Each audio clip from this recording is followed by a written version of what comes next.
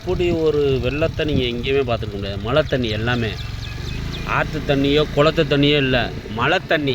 இது எல்லாமே மழை தண்ணி. இப்படி ஒரு வெள்ளம் வந்து எங்கேயுமே இருக்காது. இவ்வளோத்துக்கு ராமநாதபுரம் மாவட்டம் உச்சப்படி இவ்வளோ பெரிய வெள்ளம் எங்கேயுமே இருக்காது. ரோட்டுக்கு இந்த பக்கமும் சரியான வெள்ளம். பசங்க கூட அந்த உட்காந்து மீன் பிடிச்சிருக்காங்க பாருங்க. பாலத்தில் உட்காந்து ஒரு வெண்டைக்கு மீன் பிடிச்சிருக்காங்க.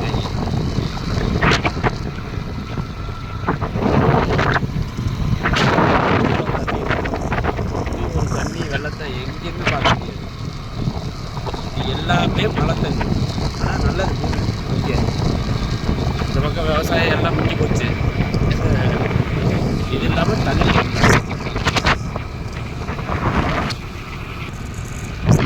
விவசாயம்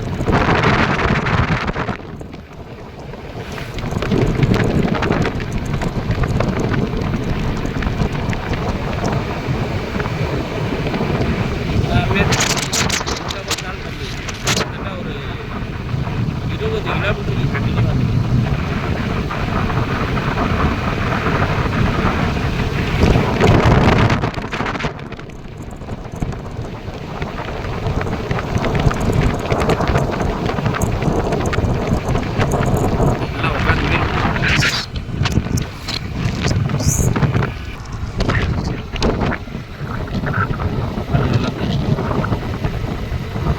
அவ்வளோ தூரத்துக்கு இந்த வெள்ளம் இருக்குது.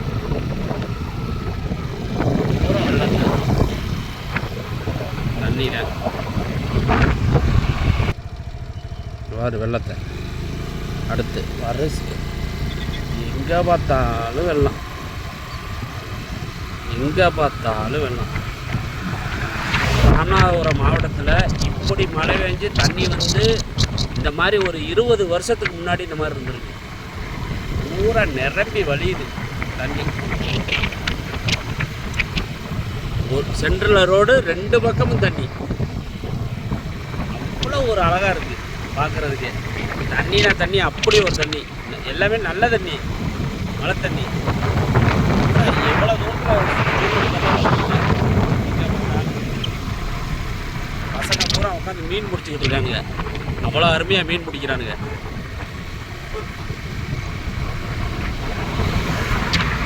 இங்கிட்டு பாருங்க, இங்கிட்டு விவசாயம் பூரா தண்ணி பிடிச்சிக்கிட்டு, இங்கிட்டு பூரா வெள்ளம்.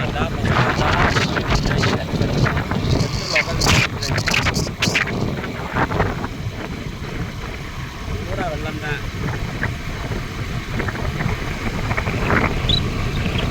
ஒரு வெள்ளம் வந்து கிட்டத்தட்ட ஒரு 20 வருஷம் ஆச்சு இந்த மாதிரி வெள்ளம் வந்து.